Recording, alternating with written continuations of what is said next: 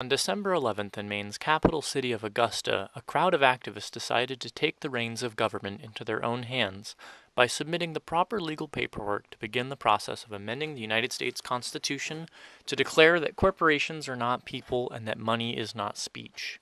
The Citizens Initiative, written by an organization calling itself We the People Maine, is not another non-binding measure, but a binding piece of legislation that directs the state legislature to submit an application to Congress for an Article 5 constitutional convention for the sole and only purpose of overruling Citizens United versus FEC.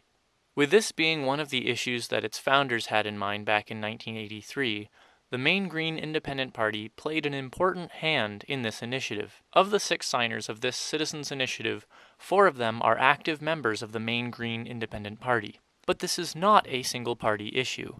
Republican State Senator Edward Youngblood was the 6th and final signatory to the Citizens Initiative and had this to say. We need to do more things that take some of the big money out of the political process.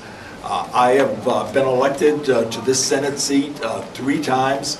I have chosen to run under the Maine Clean Elections Law. I could have easily raised the funds from the things that I've been involved with over my lifetime, but I don't believe that I ought to be indebted to anyone in making a decision here in Augusta. Despite Maine being one of the first states to create a clean elections system by which clean elections candidates are given a set budget of public funds to run their campaigns and are prohibited to raise any additional funds, the Citizens United ruling has still opened the floodgates of corporate spending here as well. According to a recent report by the Bangor Daily News, large untraceable independent expenditures on elections have jumped 650% since the Citizens United versus FEC ruling. According to B.J. McAllister of Maine Citizens for Clean Elections, quote, "Voters are hearing more from outside groups than they are from the candidates themselves. It's nearly impossible for voters to find out who is ultimately paying for the political ads in our elections. These large, untraceable expenditures pose a serious risk to our democracy." These sentiments were also echoed by Representative Jeff Evangelos, independent from Friendship, Maine. Well, it really shouldn't have come to this. The decline in our political climate and the amount of money that has taken over our elections. As Margaret Mead once said, never doubt that a small group of committed people could make a huge difference. That's the way it always works. And this is just the beginning. It's going to be a process, but the American people have had enough of this. They're tired of it. Only the politicians at the very top are the beneficiaries and the big business interests behind them. And this is the beginning of the end for them. Also there was Portland City Councilor and Green Party member Dave Marshall, who is an active member of the Greater Portland Move to Amend and was the author of one of the 26 non-binding resolutions that have passed throughout the state of Maine in support of amending the Constitution. On January 18th of 2012, the City of Portland passed a resolution calling for the legislature to take action, calling for a constitutional convention, also calling on Congress to amend the Constitution.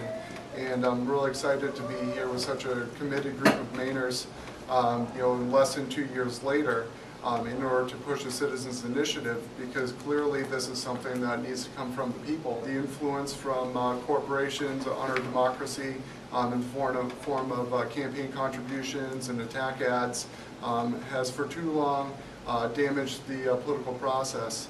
We're looking for a constitutional amendment in order to make clear in our Constitution that corporations are subservient to people and that money is not free speech. Private money has a negative influence on our election system, and we should all be standing proud today as we begin a citizens initiative to be the first state to call on a constitutional convention for this specific purpose. Other states and other cities have passed resolutions. The City of Portland, City of Los Angeles, California, Boulder, Buffalo, a whole bunch in between, and also the state of New Mexico and a few other states have passed resolutions. But Maine is poised to be the first state to actually order the legislature to call on a constitutional convention. Upon approval by the Secretary of State, We the People Maine, in coalition with the Maine Green Independent Party and others, will launch a campaign to collect over 60,000 signatures of registered voters across the state of Maine to mandate the state legislature to call for a constitutional convention under Article 5. The language of the Citizens Initiative binds the legislature of the state of Maine to submit specified language of amendment. You can read the language of the proposed amendment and get more information at wethepeoplemaine.org. If you live in Maine and would like to sign up to gather signatures for the Citizens Initiative, you can sign up at mainegreens.org. This is Asher Platts of punkpatriot.com for the Resistance Report.